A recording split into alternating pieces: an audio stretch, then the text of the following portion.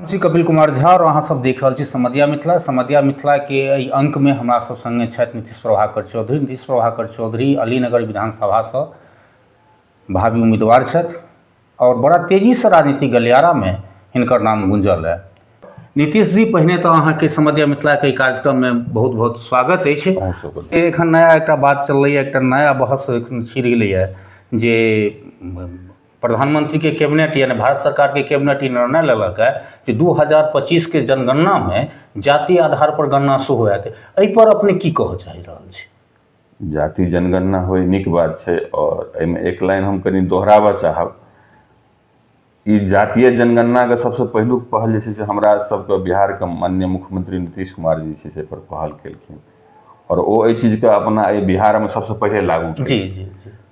क्यों आई इ चीज के लागू कर रहल छथिन, क्यों कहि रहल छै, पर बहुत लोग कहै छै भाई हमरा सबके दुआरे भेलै, हम सब कहलिए, लेकिन एहि चीज पर अगर क्यों पहल केलकै सबसे पहले तो माननीय मुख्यमंत्री जी छथिन, हमर सबके यशस्वी मुख्यमंत्री, कर्मठ मुख्यमंत्री छथिन।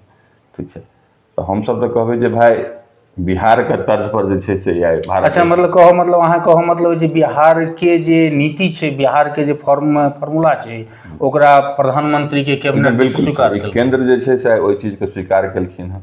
ई हमरा सबके बिहार के लेल गौरव का बात है और हमारे मुख्यमंत्री जी के जे मान लिया उनका जो रास्ता है कोनो चीज का मान लिया चले का, ठीक है, विकास का या कोनो चीज वो चीज का आज सराहल जा रहा है, मान लिया देश स्तर पर वो चीज का मान लिया फॉलो कल जा रहा है।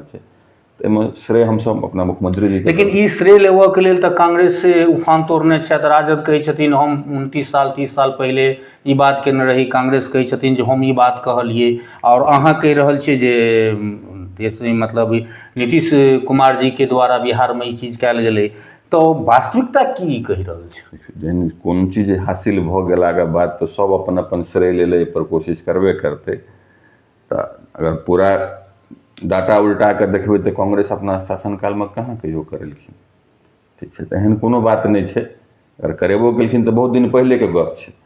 ठीक है, तो ओहि दशक में और एहि दशक में हमरा लागे जाति पर जेबै या कोनो जनगणना पर जेबै या कोनो वोटर पर जेबै तो बहुत एहन वोटर देखनहियो नहीं हेतै जनगणना एहन तरह के जनगणना भेल हेतै।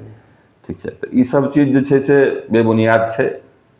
और अगर रिसेंट में जाइए तो मान लिया मुख्यमंत्री जी पर सबसे पहले पहल केनहार लोग छै। कि एहि जाति जनगणना से किछु आदमी आशंका व्यक्त कर रहल छथिन जे समाज में एक जाति विद्वेष फैलतै और किछु आदमी कहि रहल छथिन एहि जातीय जनगणना के आधार पर वंचित वर्ग के लेल विकासक योजना बनतै। ई दुनू चीज सामने आबि रहल छै, अहाँ के नजर में व्यक्तिगत की लगैया? जाति जनगणना से अगर विकास में कतौ मदद हेतै तो जे ऊपर में सिस्टम में लोग बैसल छथिन अगर जनगणना करा रहल छथिन तो किछु सोच के करा रहल हेथिन और जनगणना से किछु ने किछु फायदा हेतै, विकास में किछु ने किछु मदद भेटबे करते, जे वंचित वर्ग छै ओहो में किछु मदद भेटतै। और एगो डाटा भेटला से मानि अगर घर में अगर किछु लोग छियै ई बुझल रहतै ना अगर हमरा सबके तो ओहि के हिसाब से हम सब ओकर जे छै से कोनो चीज निर्धारित कर सकै छी।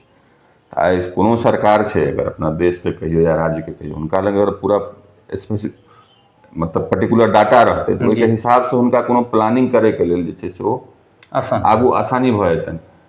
लेकिन किछु आदमी इहो बात कहि रहल छथिन या वास्तविकता वाला बात छै जे यह जातीय जनगणना के लऽ कऽ जहन बिहार में 2022 में स्वीकृति लेल गेलै और नीतीश कुमार जी के लेल पहिल राज्य बनेलखिन बिहार के, तो उस समय में यह नरेंद्र मोदी जी के सरकार रहन केंद्र में ओकर विरोध करैत रहथिन। आई ओकरा स्वीकार केलखिन, ओकर कैबिनेट ई बात के स्वीकार केलखिन है जे जातीय जनगणना करायल जेतै। एहिमे किछु आदमी के ई कहब छनि जे नीतीश कुमार जी के द्वारा मोदी सरकार पर दबाव बढ़ायल गेलै और एकरा चीज के स्वीकार करल हुनका बाध्य कयल गेलै। एहन कोनो बात नहीं होइ छै स्वीकार केनाइ नहीं। ओहि समय में भ सकै हुनका जे लागल हन अखन वो बुझने हेथिन कि नहीं जनगणना अगर भ जाए छै तो एहिसँ राष्ट्र के हित के लेल जे किछु नया चीज भ सकै छै, फिर ओहि हिसाब से वो सब एहि पर डिसीजन लेने हेथिन, कोनो भारी बात नहीं। यानी समय काल परिस्थिति के अनुसार राजनीति में जे बदलैत रही छै। चलू समय देलिए अपने समधिया मिथिला के लेल, ताहि लेल अपने के बहुत बहुत धन्यवाद। ई छलाह नीतीश प्रभाकर चौधरी, अलीनगर के भावी उम्मीदवार छथि और जनप्रिय लोकप्रिय नेता मानल जा रहल छथि।